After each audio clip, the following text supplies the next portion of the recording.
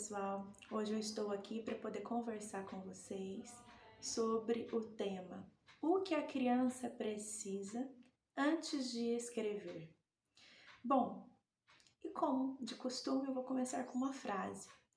A criança, ela não escreve somente com as mãos, ela escreve com o corpo inteiro.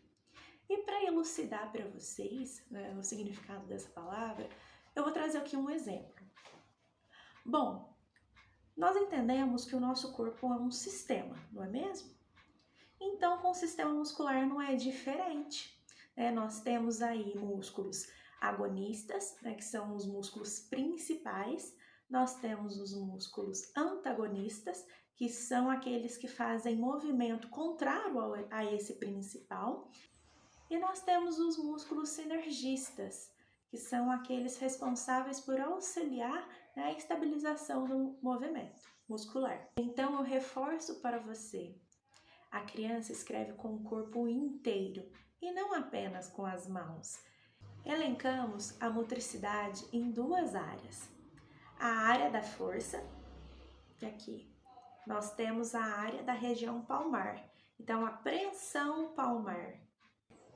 A força da região palmar, né, ela precisa estar fortalecida, porque não adianta eu tentar fazer pinça com a criança se a região da preensão palmar ela é pobre, pois a musculatura, né, é toda contraída no movimento da escrita. Então, essa contração, né, se é uma musculatura pobre, ela fica fadigada. E quando há fadiga, há dor. E atenção, a dor muscular, né, na escrita, no processo de escrita, ela é real. Então a gente precisa se atentar, né? E como que nós podemos, então, fazer para que, né, não aconteça esse desconforto, não aconteça essa dor?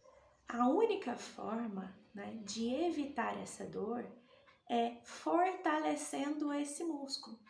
À medida que nós fortalecemos esse músculo, nós sabemos, né, que a estrutura fisiológica ela é normal, né? O desenvolvimento fisiológico é natural.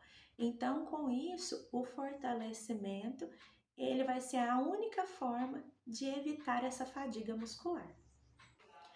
E então nós temos a outra área, que é a área da destreza. Estou apontando aqui para os dedos porque exige movimentos finos, exige muita destreza muscular.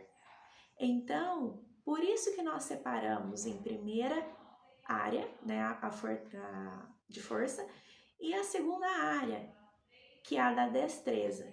Então, para que a destreza aconteça no momento da escrita, eu preciso fortalecer essa musculatura, né, da força, para depois fortalecer os dedos, a musculatura dos dedos.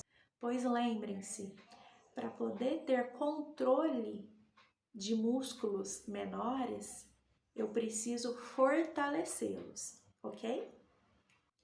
E trazendo um pouquinho aqui para vocês da anatomia, né, nós não podemos reduzir, né, a grafomotricidade apenas ao controle muscular, porque para haver controle muscular, nós precisamos da estrutura óssea para sustentar essa musculatura.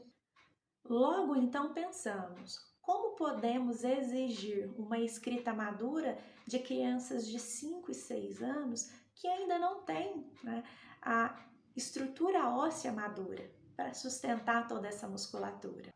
Então, o ato gráfico é uma habilidade motora que exige muita destreza, exige capacidades cognitivas, sensoriais, motoras e anatômicas. Estudos mostram, né, que somente aos 12 anos é que tem uma estruturação anatômica, né, de toda a parte estrutural óssea e a muscular que favorece a maturação da grafia. Mas uma coisa é fato, nós precisamos estimular e não exigir uma escrita, né, de criança com menos de 6 anos. E não é uma questão, né, de inteligência ou capacidade, é uma questão de anatomia. Aprender a ler e a escrever, sim, claro, é muito importante, mas tem outras questões que são mais importantes, né? Às vezes o adulto fica preocupado em introduzir, né, a escrita, a leitura, né, da forma precoce e se esquece que a primeira leitura que nós devemos fazer é a leitura de mundo, pois só aí nós vamos dar condições da criança seguir nas etapas para a leitura da escrita. E nós não podemos precipitar as etapas. Por isso que antes de ler e escrever, a criança precisa passar pelas seguintes etapas: ouvir muitas histórias, desenhar, pintar, conhecer formas, saber diferenciá-las, né, em diferentes tamanhos, cores, proporções, né, além também de jogar, de brincar. Essa leitura de mundo que as crianças precisam, para depois vivenciar, né, no seu processo natural a escrita e a leitura. Espero que tenha feito sentido para você.